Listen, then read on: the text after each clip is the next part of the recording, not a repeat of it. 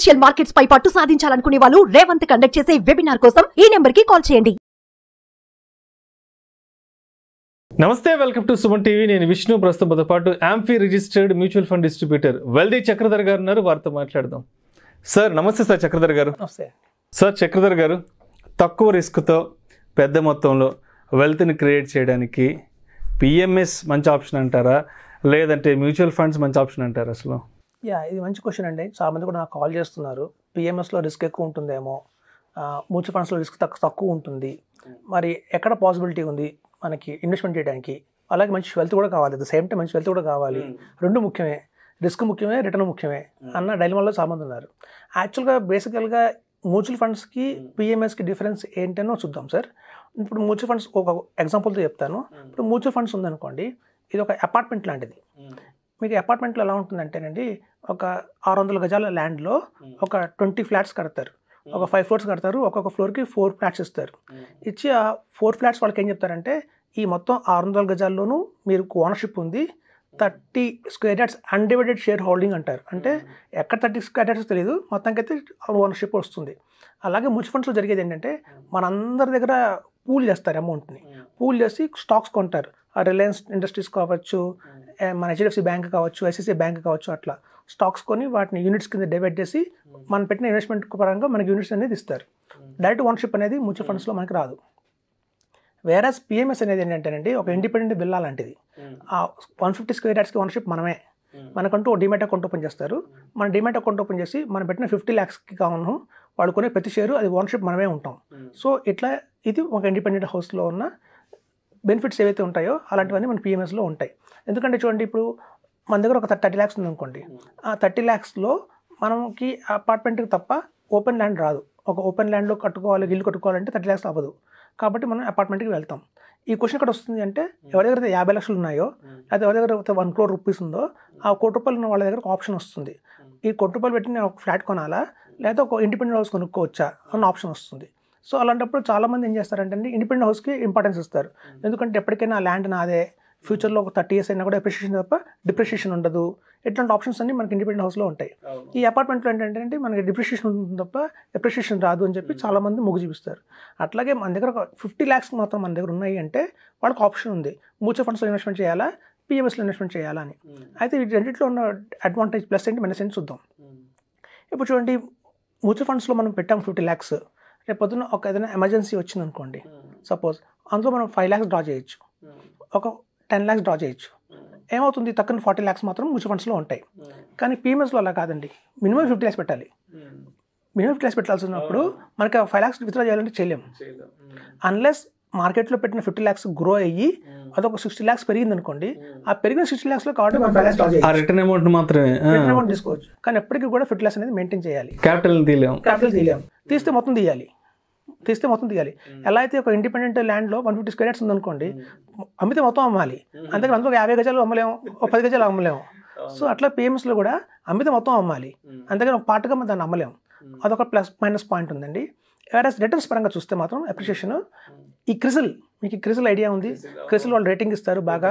ప్రతి ఒక్క బాండ్ కొనాలి అంటే కనుక ఆ బాండ్ తాలూకు AAA రేటెడ్ బాండా, AA రేటెడ్ బాండా, A+ అనేది మనం క్రిసిల్ని డిపెండ్ అవుతాం. అలాగే చూడండి, మనీ కంట్రోల్ మీద చాలా డిపెండ్ అవుతారు. ఒక మ్యూచువల్ ఫండ్లో ఇన్వెస్ట్మెంట్ చేయాలన్నా కూడా, ఒక స్టాక్ కొనాలన్నా కూడా మనీ కంట్రోల్కి వెళ్ళి సెర్చ్ చేస్తారు. అలాగే ఎకనామిక్ టైమ్స్, మంచి బిజినెస్ ఆర్టికల్స్ అందులో బాగా వస్తుంటాయి. సో ఈ ఎకనామిక్ టైమ్స్ చెప్పినా, మనీ కంట్రోల్ చెప్పినా, లేదా ఈ క్రిసిల్ సమస్య చెప్పినా కూడా వాళ్ళు గత 10 సంవత్సరాలుగా సర్వే చేసి చెప్పింది ఏంటంటే, మ్యూచువల్ ఫండ్స్లో 26 to 28% యావరేజ్గా CAGR వస్తే బెస్ట్ ఫండ్స్ గురించి మాట్లాడుతున్నానండి. వేరాజ్ పిఎంఎస్లో వచ్చేసి మనకి 38% దాకా రిటర్న్ ఇచ్చాయని చెప్తున్నారు. అంటే 10% అధికంగా పిఎంఎస్లో లాభాలు పొందుతున్నారు అని చెప్పి క్రిసిల్గా చెప్పారు. సో సర్వే చేసిన తర్వాత, so wealth creation point of వ్యూలో మీకు పిఎంఎస్ ఇస్ ద బెస్ట్ అని చెప్పొచ్చు. సింపుల్ ఎగ్జాంపుల్, మన దగ్గర ఒక 50 lakhs ఉన్నాయనుకోండి, 50 lakhs మనం మ్యూచువల్ ఫండ్స్లో పెడితే ఒక 5 yearsకి ఈ 50 lakhs 1 crore అవుతుంది. పిఎంఎస్లో పెడితే ఈ 50 lakhs 1,25 lakhs నుంచి 1,50 lakhs దాకా అవుతుంది. సో 50 లక్షలు అధికంగా మనకు వస్తుంది. సో కాబట్టి ఏంటంటే వెల్త్ క్రియేషన్ పరంగా చూస్తే మనకి పిఎంఎస్ అత్యధికంగా ఉంది. కాకపోతే రిస్క్ విధంగా మీరు చూస్తే ఏమవుతుందంటే, రిస్క్ కూడా కన్సిడర్ చేయాలి అంటే మాత్రం రెండు స్టాక్ మార్కెట్లో ఉన్నవేనండి. ఒకటి ఏంటంటే మనకి ఇందులో పెట్టే అమౌంట్ డైవర్సిఫై అవుతుంది కాబట్టి 5 ఫండ్స్లో పెడుతున్నాం కాబట్టి ఒక 10 lakhs కొటక్కి, ఒక 10 lakhs SBIకి, ఒక 10 lakhs DSPకి అలా ఇస్తున్నాం కాబట్టి ఒకళ్ళు పర్ఫామ్ చేయకపోయినా ఇంకొకరు పర్ఫామ్ చేస్తారు అన్న దాంట్లో మనకి రిస్క్ కొంచెం యావరేజ్ అవుతుంది. వేరేస్ పిఎంఎస్లో మనం ఇచ్చేది మొత్తం ఒక కంపెనీకి ఐసిఐసిఐకే ఇస్తున్నాము, లేదా ఒక కంపెనీ ఎన్జేకి ఇస్తున్నాము, ఒక కంపెనీ అబాకస్కి ఇస్తున్నాము. కాబట్టి ఏంటంటే కొంచెం రిస్క్ ఎక్కువ ఉంటుంది ఒకటే కంపెనీకి ఇస్తున్నాం కాబట్టి ఇలాంటి రిస్క్ని తగ్గించడానికి మనం ఏం చేయాలి? చూడండి, రిస్క్ అనేది ఉంది, అది కాదనడానికి లేదు, కానీ ఆ రిస్క్ని తగ్గించడానికి ఏం చేయాలనేది బెస్ట్ ఎగ్జాంపుల్ చెప్తానండి. మన ఇంట్లో కూర్చున్నాం అనుకోండి 4 గోడల మధ్య, మనకి యాక్సిడెంట్ జరగదు. ఆఫీస్కి వెళ్ళాము, ఆఫీస్లో కంప్యూటర్ మీద కూర్చొని పని చేసుకుంటున్నాం, మనకి యాక్సిడెంట్ జరగదు. ఎప్పుడు జరుగుతుంది? ఎదర్ ఇంటి నుంచి ఆఫీస్కి వెళ్తున్నా, ఆఫీస్ నుంచి ఇంటికి వస్తున్నా ఈ రోడ్లో జరగాలి. సో అలా అని చెప్పి మన ఇంట్లో కూర్చుంటామా అంటే కూర్చోం కదా, ఆఫీస్కి వెళ్తాం విత్ కేర్. మనం ట్రాఫిక్ రూల్స్ అని పాటిస్తూ హారం కొట్టాల్సిన చోట హారం కొట్టి, ఆగాల్సిన చోట ఆగి, స్పీడ్ని తగ్గించుకొని మనం సేఫ్గా వెళ్తున్నాం. అట్లాగే పిఎంఎస్లో కూడా మనం ఏం చేస్తున్నాం అంటే సార్, ఒక్కటే ఫండ్ పెట్టకుండా, ఇప్పుడు ఐసిఐసిలో ఒక కాంట్రా ఉంది, ఒక పైప్ ఉంది, డిఫరెంట్ కేటగిరీస్ ఉన్నాయి. మొత్తం 50 lakhs ఒక కాంట్రాలోనే పెట్టకుండా కొంత కాంట్రా, కొంత పైపు, అలాగే ఈవెన్ ఎన్జేపిఎంఎస్లో కూడా మొత్తం ఈక్విటీలో పెట్టకుండా కొంత ఈక్విటీలో, కొంత మ్యూచువల్ ఫండ్స్లో, కొంత ఈటీఎఫ్లో అలా డైవర్సిఫికేషన్ చేసిన తర్వాత మనం పిఎంఎస్లో ఇన్వెస్ట్మెంట్ చేస్తున్నాం. కాబట్టి రిస్క్ని మనం తగ్గిస్తున్నాం, ఉంది కానీ మనం తగ్గిస్తున్నాం.